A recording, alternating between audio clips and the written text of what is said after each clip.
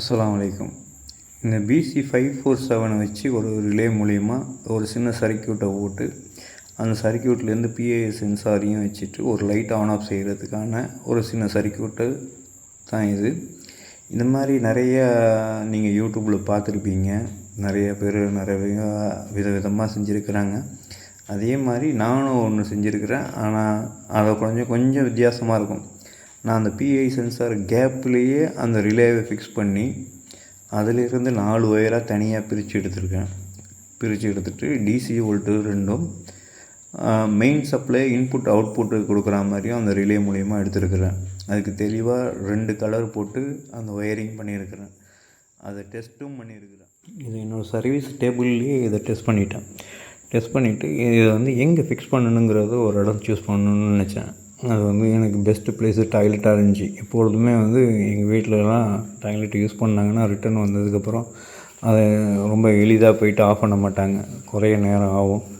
யாராவது கரண்ட்டை மிச்சம் பண்ணணும்னு நினைக்கிறவங்க மட்டுமே போய் ஆஃப் பண்ணுவாங்க. அதனால் இந்த ஒயரிங்கோட லூப்பு கனெக்ஷனை கொஞ்சம் பாருங்கள். இது மாதிரி பிண்டி வச்சுட்டு பேஸ்ட்லாம் போட்டு ஒட்டிடுவேன்.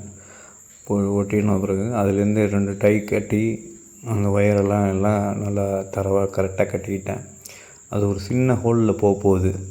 அதுக்காக ஒரு 5 வோல்ட் சப்ளையும் சார்ஜர்லேருந்து அதுலேருந்து உள்ளதை எடுத்து அதிலேருந்து சப்ளை கொடுத்து எடுத்துருக்கேன் 5 வோல்ட்டு.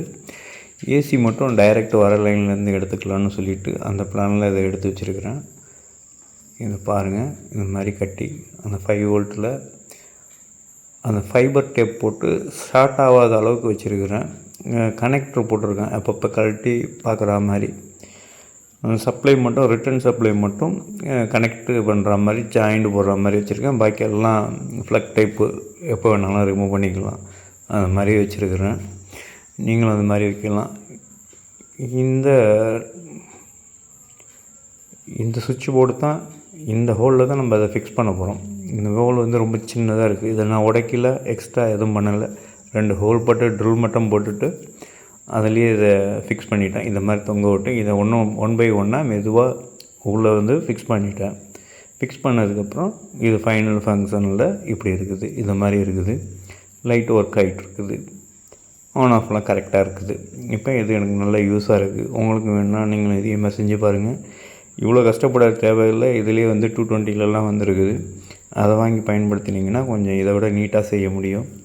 இது கொஞ்சம் கஷ்டமான வேலை தான். இதில் எல்லாமே அரேஞ்ச் பண்ணி 5 வோல்ட்லாம் போடுறதுன்னா